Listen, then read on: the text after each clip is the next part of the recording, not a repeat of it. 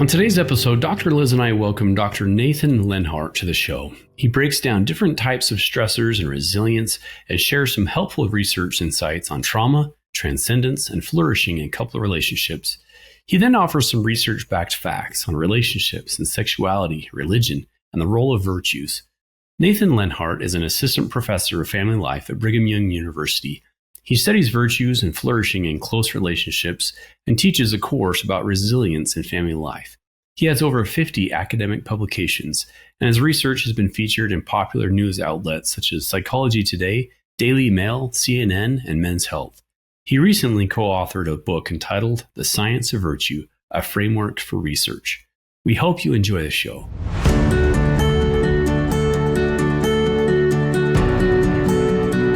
Hey friends, welcome to another episode of the Stronger Marriage Connection podcast. I'm Dr. Dave here at Utah State University alongside Dr. Liz Hale, our psychologist. We're aiming to bring you the very best we have in research and resources, along with a few tips and tools to help you create the marriage of your dreams. All right, friends, our guest today is a good friend. He's a great colleague who I've worked with over the last few years on some projects and papers tied to virtues. He was recently hired, a couple years ago at Brigham Young University. He's known for his great work related to resilience and flourishing as well. Here to discuss those topics and more is Dr. Nathan Leonhardt. Welcome to the show, my friend. Hey, thanks a lot for having me. All right, Nate, we're going to jump right in here. When I hear the word resilience, I mostly hear people talking about it and describing it as the ability to bounce back or to bounce back better or stronger. As we talk about resilience today, can we just set things up for our discussion? What is resilience and why is it important individually and as a couple?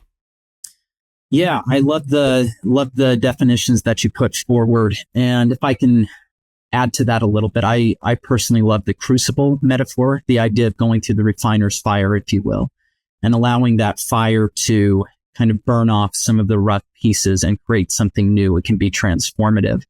So the idea of taking the hardest of things that we have in life and somehow using them for our gain and transforming us into something better. And there's something to be careful with that. I think there might be a difference between like a capital R resilience and a lowercase r resilience, as I would describe it, where you have some stressors, some things that are really hard in life that lead to a net positive, a net gain of which you become better holistically as a person. And you're able to accomplish more good in the world. There are some hard things that might be so intense that it's hard to view the experience as a net gain as a whole. And in that, perhaps it's more valuable to look for the more lowercase r resilience, where having a family member die by suicide, just as one example, it's hard to view that as a net gain or capital R with resilience. But there can still be a lowercase r resilience of recognizing this is incredibly traumatic and painful, and we'll perhaps deal with this pain for the rest of our lives. But is there at least something small of value that I can take from this? For example, many people will describe how having someone close to them dying being a motivating factor in their own professional or personal lives and being more aware of those types of things. So that might be an example of a lowercase r resilience. But again, the general idea of what benefits, what can be gained from going through some hard things. So that's more of the definition side. As far as why does it matter? I think it's just the question of we don't want to remain broken. It's inevitable that brutal things are going to happen to us in our lives and unfair things. And I think every person that I've met, if I talk with them long enough, they have a story of sufficient tragedy that it can bring me to tears. And I think just knowing that everyone has that type of thing, we need to have a sense of resilience in order to try to deal with that in the best way possible. Getting more specifically to the couple level, why it's so critical for couples. I think it's important to recognize that in any intimate relationship where you truly get to know a person, that person is both a safe haven and a stressor. So the fact that, hopefully the people you choose to have close, intimate relationships with are predominantly more of a safe haven force. But as a stressor, they're going to be different from us, and they're going to present different challenges that we have to deal with. There's research from John Gottman suggesting that about 2/3 of conflicts in marriage are perpetual, meaning they're never completely resolved. So yeah, it's inevitable that at some point your spouse is going to do things that hurt you. And you're going to have to be able to work with each other in figuring out how to apologize, forgive, and move forward and try to be better in facing some of those things. And even on the outside chance that you happen to find that perfect person that is all safe haven and no stressor, let me know if you ever find someone like that. But let's say, thought exercise, you do happen to find someone like that. Hard things are going to happen to that person that you care so deeply about. So even if they're not the source of stress in your relationship, anything that is hard for them is going to be hard for you because of how much you care about them. So once again, resilience being so critical in this person that I love deeply is in pain. I'm feeling pain for that. Like, how can we approach this in a way that's resilient and working together and approaching whatever pains being experienced by this person that's dear to me? Oh man, Nate, there's so much there, Liz. Yeah, the way I have to unpack it. Like when they hurt, yeah, it's true. I hurt, right? I remember my wife's brain surgery, years ago, and it was, traumatic for me and for her. But resilience wasn't like, okay, yeah, we're going to be, all of a sudden she's better. Her brain is all of a sudden better than it ever was. But all of a sudden, I appreciated things. I didn't take things for granted, and I made commitments to be like, okay, I'm going to treat her better, right? Like the queen that she is, because of how fragile life is. Mm-hmm. So, man, I love so much there that I've never thought about the capital R and lowercase r. Yeah, isn't that great? Yeah, that's great. I really love that too. I think it's so respectful of the things that we go through, right? Some really are the capitals. And I just think that's a lovely way to differentiate that. It's very humbling to think I am both for my husband. I am both safe and stressful. Yeah. I'm sure that's the case even in this working relationship, Dave. I'm safe and stressful. I think this is just such a great topic, Nathan. Can you, let's see. Yeah, I'm so sorry. I was like, what? Try that again. I do love this topic, Nathan. Can you give us some practical examples on what resilience looks like in couple and family dynamics? Yeah, so there's a framework used in research and also really practical, used in a lot of therapy settings. That's called the ABCX model. And I talk about this constantly in my class on family resilience. And this is something that's been used really heavily in family stress and resilience research since the mid to early 1900s. So it's extremely well established and used a really long time. So the ABCX model, breaking down those letters, the A is the stressor or the event, the B, the resources, C, perception, and then the X is basically the degree of stress or the reaction to the stress. So just talking through an example to get a sense of the practicality of this. Let's say that a family member is diagnosed with cancer. So that would be the A, that would be the stressor event.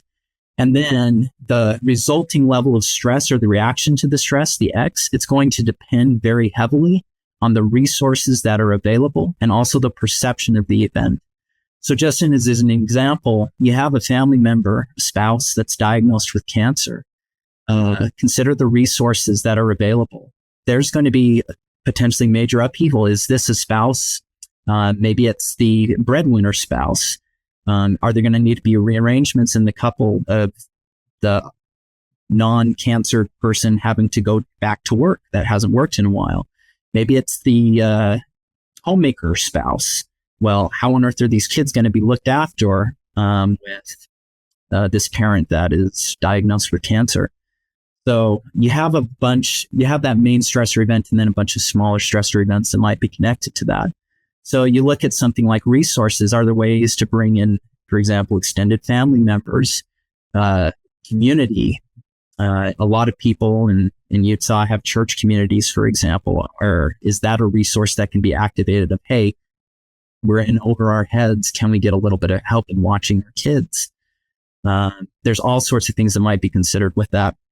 And then on the subject of resources, I think that one of the hardest things for us to do sometimes is to just utter the 4-letter word of help. I think that there's many people that have resources at their disposal, but they might be hesitant to access some of those for a variety of different reasons. Often what happens with a major stressor event is in the days and weeks immediately afterwards, there's this huge rush in of support.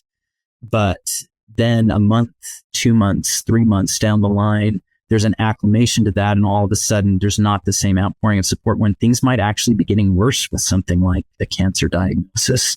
So being able to have ongoing conversations and realization of how to access our most important resources is important. That's on resources. The C That's is B. So B is resources, right? Just wanted to clarify. B is resources. Okay. Yep. Yeah, so B, resources. C. Again, a big thing that helps from the stressor and having a more effective, more likely resilient response to it. C is the perception. And Dave, I think the example that you gave earlier actually speaks to this point really well. So an example of a perception might be something called mortality salience. So this belief that life is precious, that it's short, that we have to make the most of the time that we have. So you think about a cancer diagnosis, there's a lot of different ways a family might perceive that particular stressor. Some people might perceive it as this is unsolvable, like we're doomed. There's nothing we can do about this. Some people might go so far as just ask questions like, why did this happen? Like, is God punishing me? Is something that people might ask for something that's so unexplainable like this or out of our control. But asking more questions of how can we make the most of this, or how can we make the most of the time we have? How can we use this to draw closer as a family? Like, these are the examples of perceptions in the way you view that event. Viewing life as being finite, precious, short, and taking advantage of that and realizing tomorrow isn't promised and we need to make the most of the time that we have. Yeah, that's powerful, Nate. As you're talking about some of these examples, I think in my own life, there's been like, one time or acute, events versus chronic or perpetual stressors. I mean, and I'll give you a concrete example of our daughters getting married this coming Saturday, right? So it's a stressor. I mean, it's a good stressor, but it's still a stressor. There's a lot of things, we got to make on details and phone calls and money and all these things that are working up to this big event that we know that's going to, the end, the event, the marriage, right? Marriage is not going to end. The actual wedding, that ceremony and the stressor is going to end. But some of it is like, okay, we've had another, daughter get married. So we've been through this before. So our perception, this is, we can do this, we can make it. We've got resources and great, he's a great guy with a great family. And so the communication and things there, but it does kind of spill down to us. And it even spills down to our other children because they kind of get different parents who are in this high intensity, stress mode. So that's one that immediately came to mind in my own life. So Nick, can you walk us through a little bit about, the difference in resilience, or is there a difference in, these acute kind of one-time things versus cancer, for example, or these chronic things or poverty or, disability things that are going to last a long time, and the impact, I guess, that has on specifically on the couple relationship. Mm-hmm. Yeah, I think that, there's certainly different flavors of stressors and different flavors of resilience that are going to be found in these types of things. So on the one hand, something that might be a one-time thing, trauma is an intense amount of distressing change in a short amount of time. So that might actually be something that's more one-time, instantaneous, but can be so dramatic in its effect that it requires a complete reappraisal of everything that you thought was true. An example of this might be something like infidelity. Like, you have this idea of who your spouse is, and our identity is so closely tied into who our spouse is that someone's unfaithful to you, it raises all sorts of questions of who am I married to and who am I? And how can I trust the people closest to me? How can I trust myself? Am I gullible? Am I someone that's taken advantage of? So you can have something that might be one time more acute, if you will, but the degree is so intense that it's going to require a different response due to the trauma that's involved. Meanwhile, there are things that might be chronic, daily stressors like work-family life balance.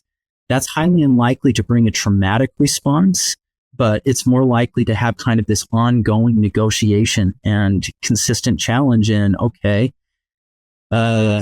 we figured this out today. Do we have this figured out tomorrow? We figured this out for what this semester of school looks like, but what happens with this next semester of how classes work with schedules? We have things figured out right now with our kids that are 5, 3, and 1. Is this configuration going to work when all of our kids are no longer at home? And use a more stereotypical example, mom's starting to get a little bit restless during the day because kids aren't at school anymore. There's this constant reconfiguration for some of these more constant stressors. And yeah, I would say that the more consistent the nature of the stressor, the more consistent the nature of the negotiation. The more dramatic the nature of the stressor, the more dramatic need of a more dramatic intervention. So with a lot of those daily stressors, those are often solvable between couples and being able to talk through things, negotiate, figure things out day, week, month, quarter of a year at a time. When there's some more intense trauma involved, even if that's something that's a little bit shorter and a one-time event, because of the intensity of the distress surrounding that, that might require a little bit of therapy, for example, in dealing with this complete reappraisal of how this has turned life upside down.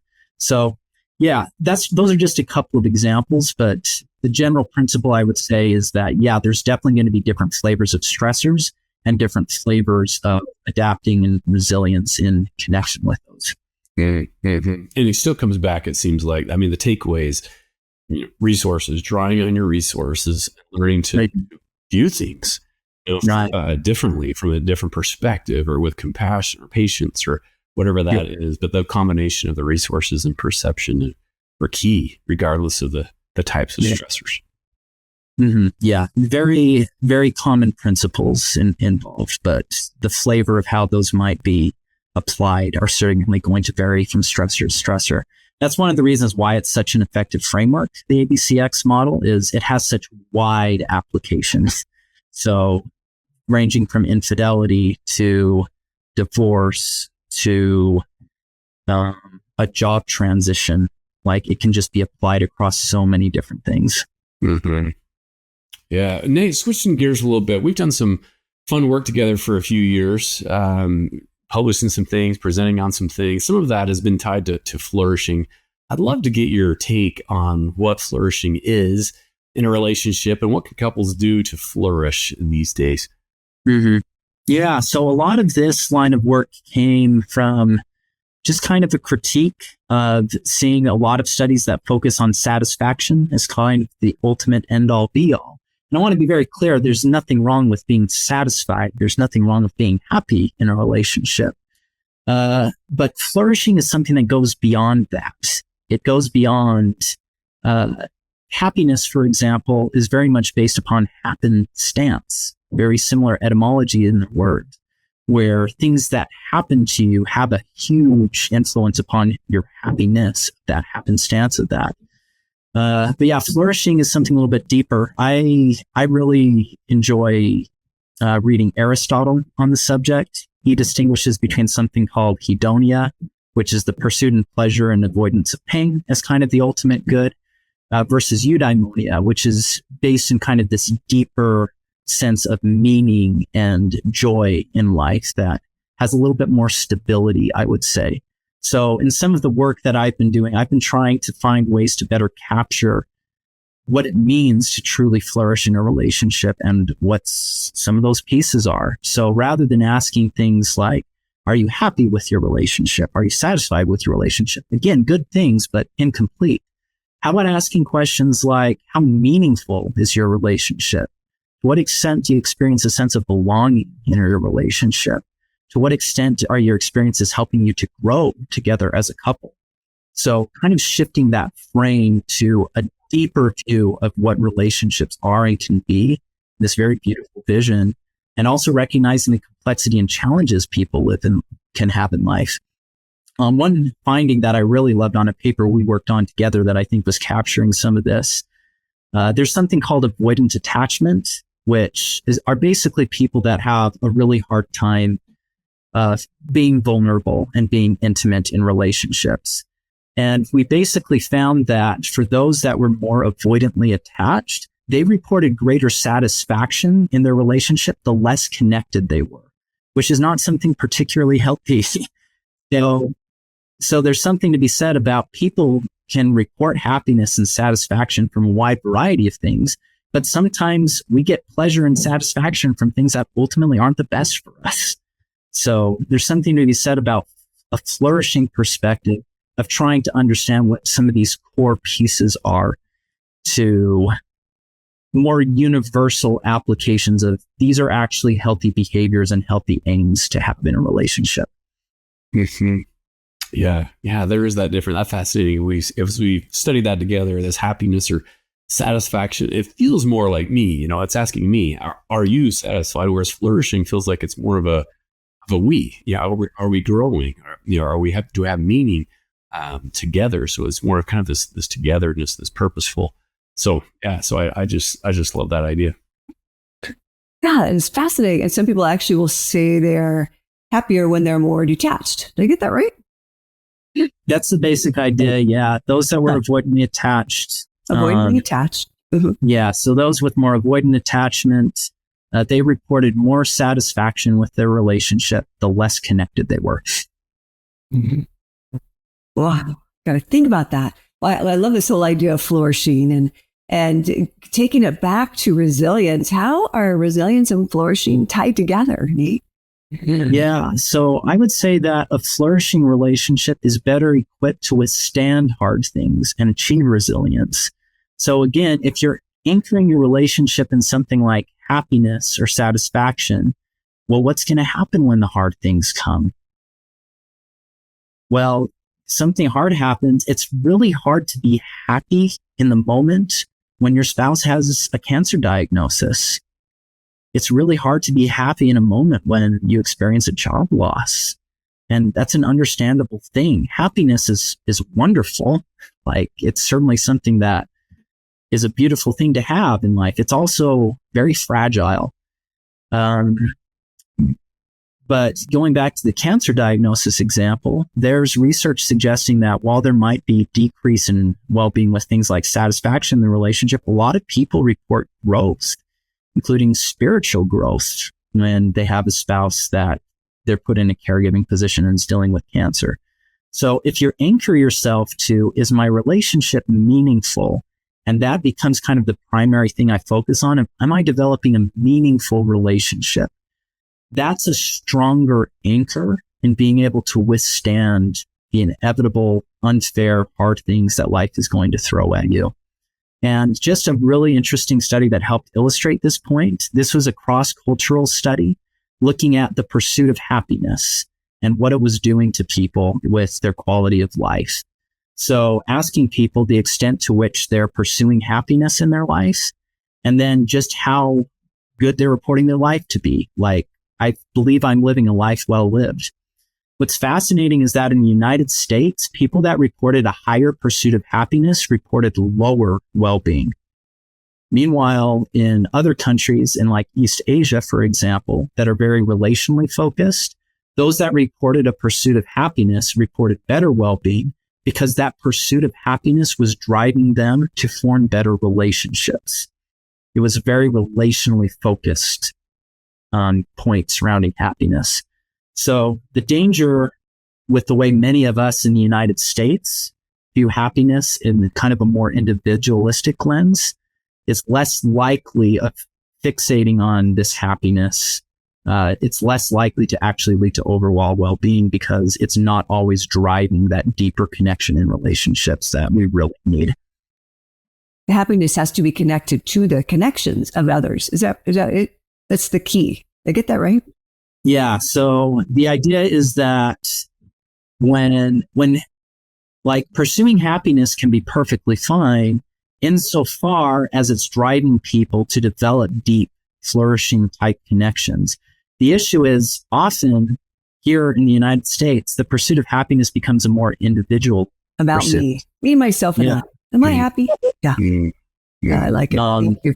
Yeah. So it's not always driving these deeper connections that are needed in order to flourish and truly be resilient in life.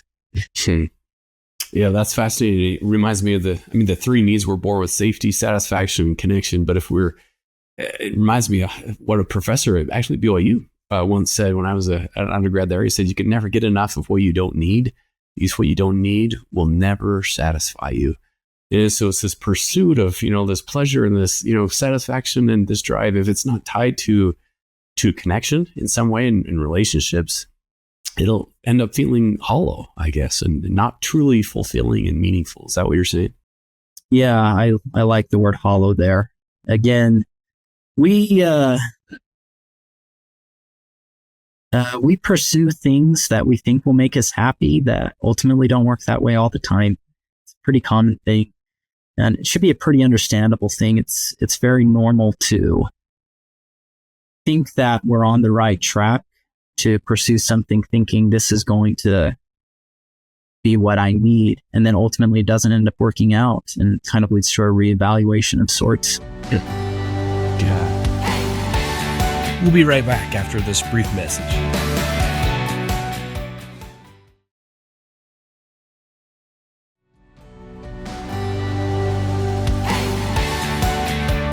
And we're back. Well, let's dive right in.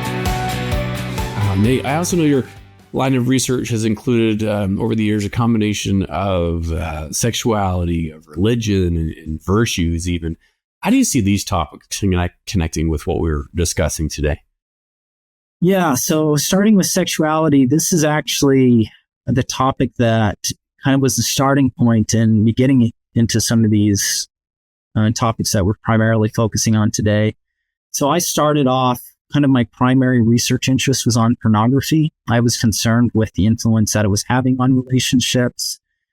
And that led to just kind of some deeper questions about some of the mixed findings on pornography research. So predominantly research suggests that pornography is harmful to relationships, but there is enough mixed findings, for example, showing some studies show that when people view pornography together, they're reporting more sexual satisfaction, for example. So I had the question, well, why is that? Like, why are we getting some inconsistency in these findings? So as I dove deeper into the different studies that are out there, I started to realize, we have this issue with the way that people are defining satisfaction. So if you ask someone that's been in a relationship for a few months, how sexually satisfied are you on a scale of 1 to 10? Do you think that looks the same for a couple that's been married for 20 years? On a scale of 1 to 10, how sexually satisfied are you? So I started to realize that, there can be different ideas of what people consider to be satisfying. And again, sometimes we can find things that are satisfying that ultimately aren't the best for us in the long term. So with something like pornography, this idea that, so people might use pornography trying to get this deeper fulfillment in relationships, but I would argue that ultimately it's short-lived, that it might quote unquote spice things up in certain situations for a period of time. But the long-term ramifications of it, I have real concerns about objectification within pornography, the separation of identity from sexuality. And the basic idea is you can't love someone completely for who they are if you accept a message of sexuality without identity. So you have this basic idea here that we dive deeper into what ultimately makes a high quality relationship, particularly a sexual relationship, you can start to understand more clearly, this is how and why pornography is inconsistent with what a healthy relationship will look like for people. So that was kind of how this whole line of thought got started. And in looking at that, it motivated me to ask deeper questions about what a good sexual relationship is, moving beyond satisfaction to capturing some of these things like belonging, growth, meaning in the relationship. And from there, it just kind of has gone in all these other directions of just relationships as a whole and life as a whole, and how we can maximize flourishing and resilience in life.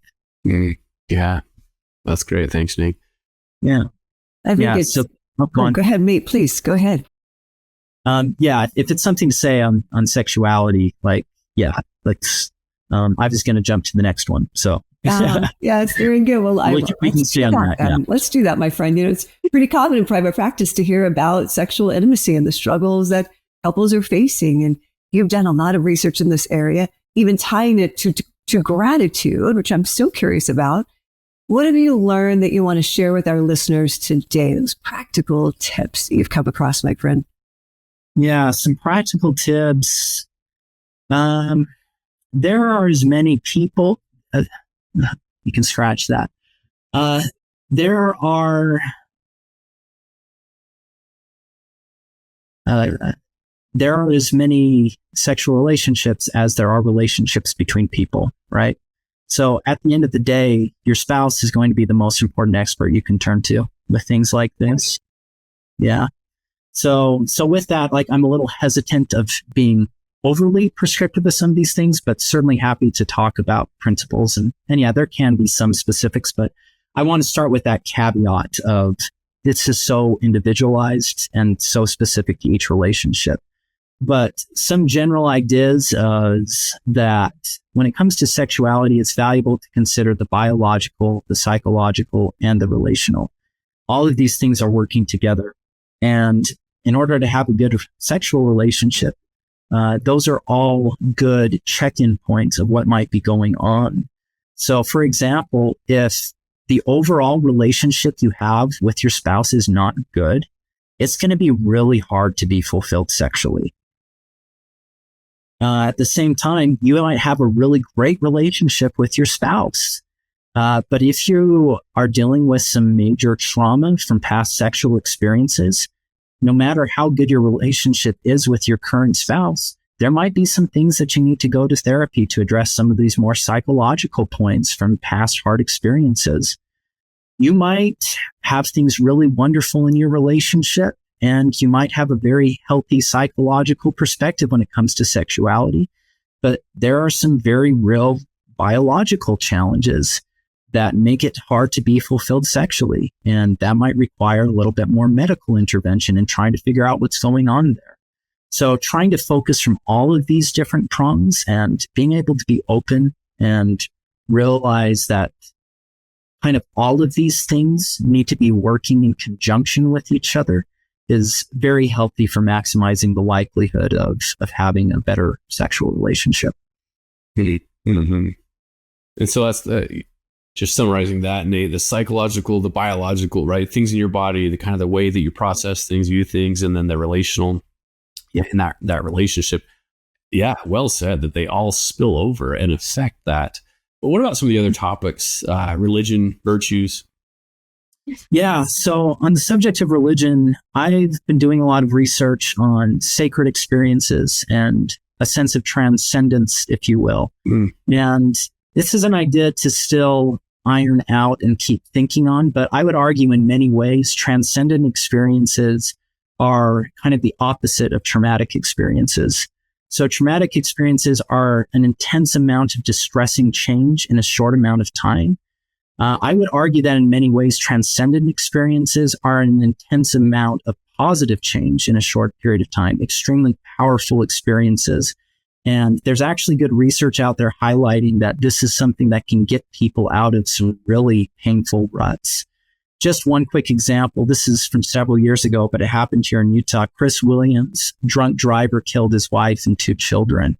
And there's a really moving experience where he talks about having this sense of transcendence and just kind of this spiritual healing that he had from the pain of that experience, to the point that he was able to forgive this young man who killed his wife and kids and became something of a mentor figure to him.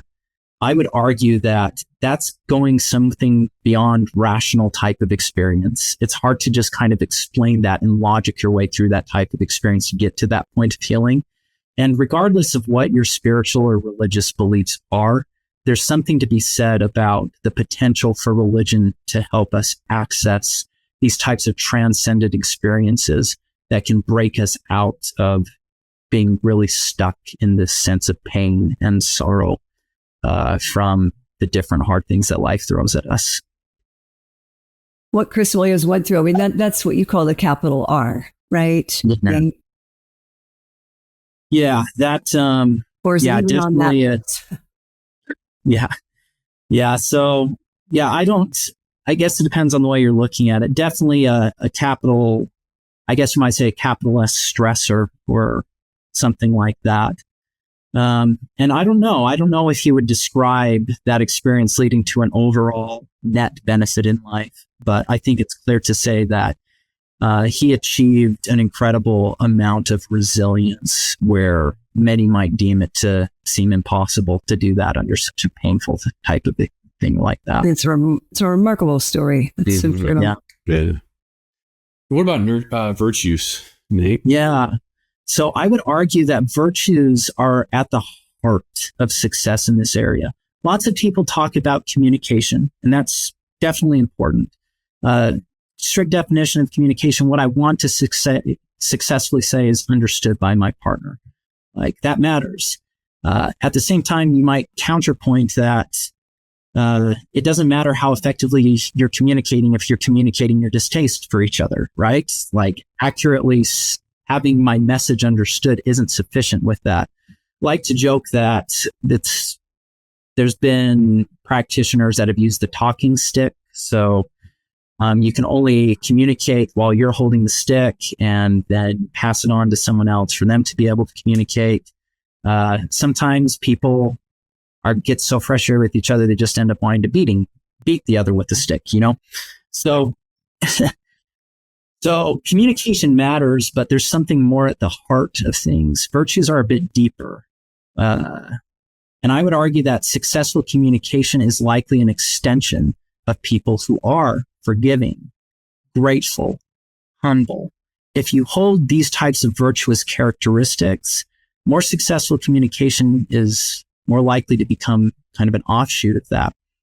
And that's something I'd really love to see more work done on. So there's some research suggesting that interventions surrounding communication don't have the same staying power. It might help things in the short term, but it doesn't fix kind of the core issues involved.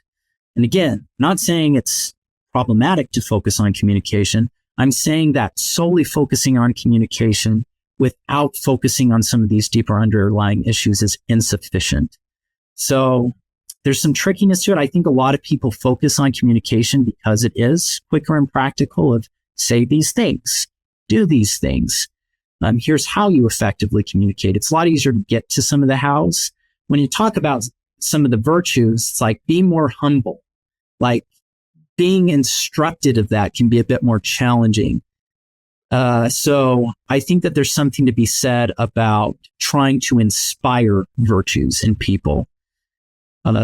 Communication can be more effectively interwoven through instruction. I would argue that virtues, we need a lot of inspiration. Find exemplars of people that you want to be like and allow their experiences to inspire you towards developing some of the virtues that are good in relationships with that. Nice. I hope you write that book on virtues in marriage. So, Nate or Dylan, we love that. Yeah, that's right. Let's get going. Together. So thank you. I appreciate that. Yeah, I love that. Just that whole idea, though, Nate. And you and I, have written and talked about this before in other areas, but just this whole idea that it takes both skill and will, right? This soft, this open heart. Because you can teach all these skills. Wally Goddard likes to say it's like the shiny outside of the sports car, but it's the inside underneath in the engine. That's really where the power is. And that's more about getting our hearts right, our hearts open, to being compassionate, to humble, grateful, all those other types of virtues. So Yeah, love that. Yep. Yeah, like that language. Yeah. Singing my tune, my friend. Well, hey, Nate, before we wrap up, we like to ask all of our guests a couple of questions. The first one, in honor of the name of our podcast, The Stronger Marriage Connection. What do you feel like is a key to a stronger marriage connection? I appreciate that language of a key because there's so many things. And I definitely can't definitively say this is the thing, but it is helpful. Just piggybacking off of what I was saying earlier, I'd say to try to find couples that inspire you. So I'd say be on the lookout for the best relationships that are out there. See what they're doing and let what they're doing motivate you. And hopefully you have something more proximal. Hopefully people are able to look to their parents' marriages and be able to find some things. That's not everyone. Maybe sometimes they find someone else in the community where they're able to find this beautiful example of what they want to have in their relationship. And maybe if they're struggling with that, they can go to other sources. There are a lot of beautiful stories in literature and film that have very detailed descriptions of how truly inspiring marriages can come to fruition. And I think being on the lookout for those examples and doing our best to have experiences that motivate us to emulate those in trying to follow those examples is one thing that can be very helpful in developing a stronger marriage connection. Mm-hmm. I love that, Nate. And in some ways, I think back as you're mentioning that, specific names and faces and couples and people that have inspired me to be a little bit better. And in some ways, I almost want to say that they're transcendent, not this overpowering, but like this person has inspired me to be better. I want to be more patient as a husband or be a better dad because of those. So it is. I love that. We have never heard that yet on the podcast. And I love that answer. So thank you. Yeah. And I love what you say there. I think that there's a very close tie between inspiration and transcendent experiences. So yeah, I love the connection between those. Dr. Leonhardt, please tell us where can our listeners find out more about you, your research, and other helpful resources that you would like to share, please. Yeah, I'm happy to send some links for this. You can look me up on a website called Google Scholar. It has a list of everything that I've published. And I'm always happy to answer questions that people have on things. You can look at my email. And if there's a particular publication that seems interesting to you, topic, you want to know more about it, I'm very happy to answer questions and chat about it. I also did recently publish a book. It's not as much focused specifically on marriage, but it does more broadly focused on virtues. So it's called The Science of Virtue, a framework for research. It's the virtue stuff is stuff that sounds particularly interesting to anyone. You can definitely look into that book. I'm very happy with the work that me and my co-authors put on that. Yeah, awesome. Nate, we're going to plug that. We're going to put links to that for our listeners, both the Google Scholar and link to your book in our show notes for our listeners. So go check those out. You will. And just real quick, Dave, do you mind if I ask, Nate, I'm sorry, Nate, did you look at William Bennett's book, The Book of Virtue? Is that a really thick book? Say the name again. The Book of Virtues by William Bennett. Virtues by William Bennett. I don't know if I've read that specifically. Up to this point, that's really the only thing I have seen on virtues, to tell you the truth. I'm sure it's out there. Haven't done a deep dive, but now I've got The Science of Virtue by Nate Leonhardt. So good enough. Thank you for telling us. Yeah, for sure. Thank you. Nate, another question we have for you is we like to conclude with is really your takeaway of the day. Is there a take-home message you hope our listeners will remember from our discussion today? Yeah, so a couple quick nuggets. I think it's important to recognize the complexity of relationships. And I want to say that nobody is completely whole and nobody is completely broken. We all need people. We all need people close to us. We all need a little help. And hopefully wherever we are on that spectrum of whole to broken, we're able to turn to the people closest to us in establishing more of that sense of resilience, of just truly being able to help each other, because we all need a little bit of help. Yeah, love it. Thanks, Nate. Liz, what about you? What's your takeaway today? I'm just thinking about that. No one is completely whole or completely broken, and how we need each other. It's so beautiful. I love this whole idea, Nate and Dave, of anchoring into meaning, not so much happiness, but anchoring into the meaning of life, the meaning of this marriage, the meaning of this particular relationship. I love that. And Dave, what about you? What's the richest nugget that you hope we will all remember from our time together with Dr. Nathan Leonhardt? Yeah, Nate, I haven't heard the capital R, lowercase r, resilient stuff. So I love that insight. But I think that my biggest takeaway is the traumatic to the transcendent. We've heard of ACEs, those awful experiences that people can have, those adverse childhood experiences. But also I've seen the hope document, the helpful outcomes of, or what is it, positive experiences. And so that's what it kind of reminds me of. But I would love to kind of dive in and learn a little bit more about those transcendent experiences, about the inspirational people, people that want, or, whether it's music or people or experiences that help me, inspire me to be a little bit better and do a little bit better as a husband and as a dad. So thank you. I love those insights. I'm taking those with me today. So I appreciate that, Nate. Yeah. Thank you. Well, Nate, thanks again for coming on. That's all for now. Our friends, thanks so much for tuning in. We'll see you again next time, another episode of the Stronger Marriage Connection podcast. That's right. And remember, it's the small things that create a stronger marriage connection. Take good care now. Thanks for joining us today. Hey, do us a favor and take a second to subscribe to our podcast and the Utah Marriage Commission YouTube channel at Utah Marriage Commission, where you can watch this and every episode of the show. Be sure to smash the like button, leave a comment, and share this episode with a friend. You can also follow and interact with us on Instagram at Stronger Marriage Life and Facebook at Stronger Marriage. So be sure to share with us which topics you loved or which guests we should have on the show next. If you want even more resources to improve your marriage or relationship connection, visit strongermarriage.org, where you'll find free workshops, e-courses, in-depth webinars, relationship surveys, and more. Each episode of Stronger Marriage Connection is hosted and sponsored by the Utah Marriage Commission at Utah State University. And finally, a big thanks to our producer, Rex Polanis, and the team at Utah State University, and you, our audience. You make this show possible. The opinions, findings, conclusions, and recommendations expressed in this podcast do not necessarily reflect the views of the Utah Marriage Commission.